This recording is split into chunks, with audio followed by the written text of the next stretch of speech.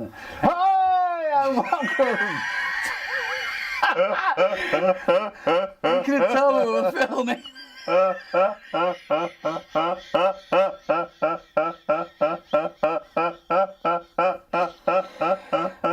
I'm sorry, I was caught off guard there for a moment. You go for it, John. Hi and welcome back to winebarstreet.co.uk. My name's John Life and this is John Murphy. And we're here to tell you all about wine, hopefully help you find the wine, if not the wines you will absolutely love. And in this part 2 of our 100th episode, we're talking about a wine where for me all began. Beaujolais was the only wine that I really enjoyed, I knew I could order and enjoy, and now that's not the case after having such wonderful guidance from John. And if you've been following the videos, then I'm sure you've also expanded into other grape varieties that have given you great pleasure.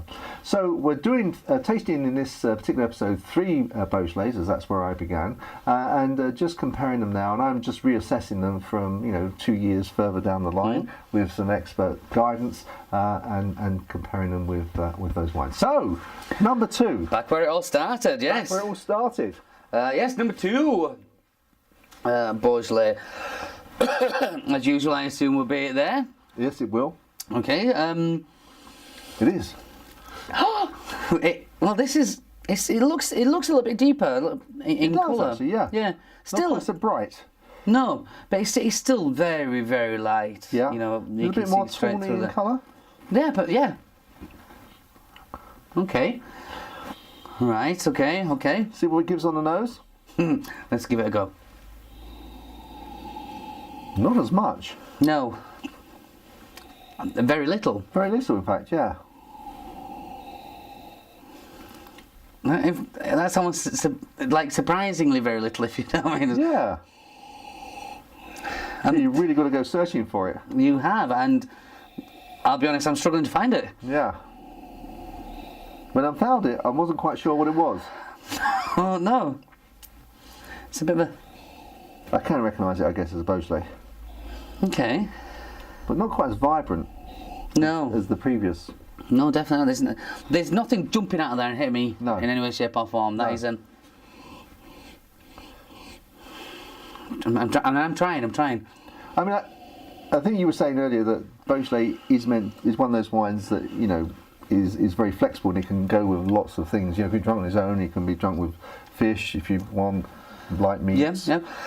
You can, and the reason behind that is because I feel bad in saying it, but it's not bad in saying, because this is what it is. This Beaujolais is designed, to go. Well, it just goes with anything because it tastes very little. Which is not, I'm not doing an injustice there, because that is an exact style that they're going for, and they do it very well. That there isn't, much going on there, so you can enjoy it. It's a chilled or with many things. And I've said before, it's just not my style, but I'm giving it a go for you, John. Thank you. So I'm gonna have a little taste of this, because I'm struggling to pull anything on the nose there. So hopefully a taste might just kind of give it a little kick.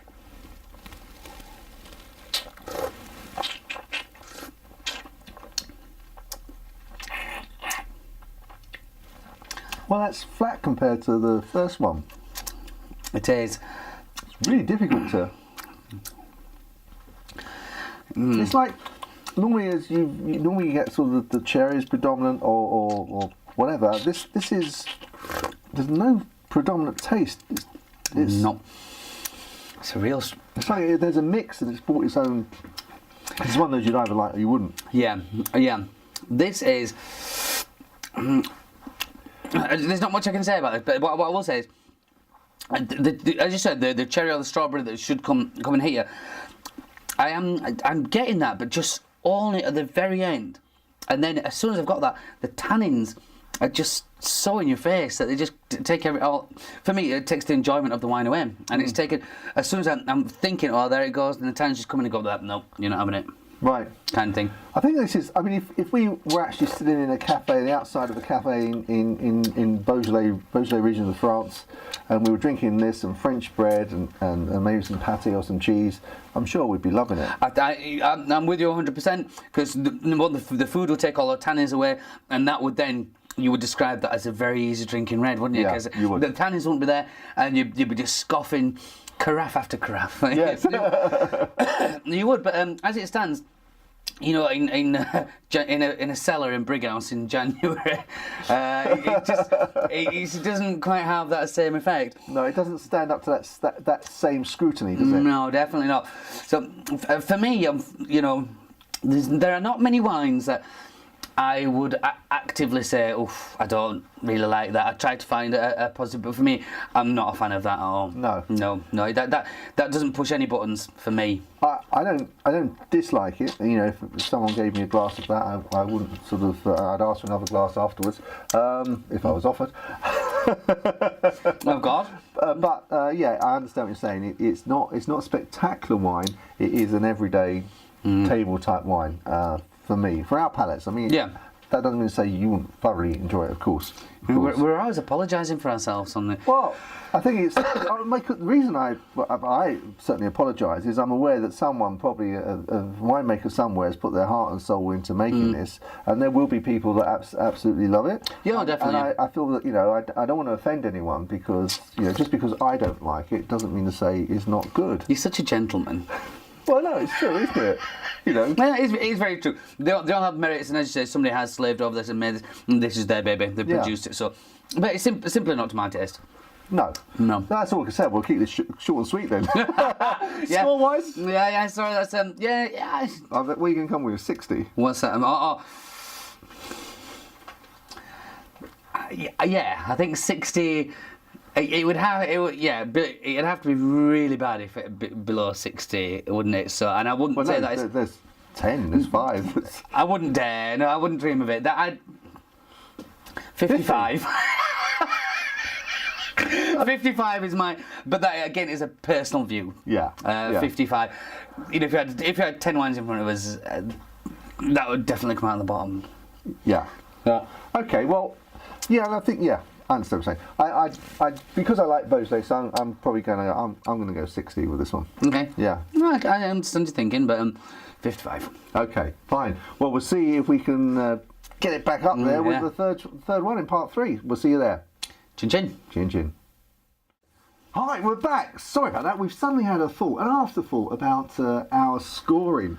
One of the things that John mentioned in part 1 was that actually Beaujolais should be used the year that it's produced, or certainly the year after. It doesn't last very long. This particular bottle hasn't got a year on it, so maybe the reason we're not giving it a very good score is actually it's past its best. It's you know, actually it's a lot older than maybe a year, maybe it's 2-3 years, and actually it's on the decline in the taste. So maybe that's the reason that we're really not enjoying it. Because we felt terribly guilty and so for giving it such a score. So we looked at it and it's not off, but it's just might be past it for a Beaujolais.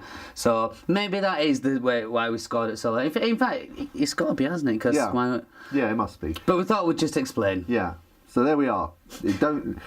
If you see it in the shops, don't necessarily walk away. It could be if you buy it and you drink it at the right time, unlike possibly we have, you'd like it.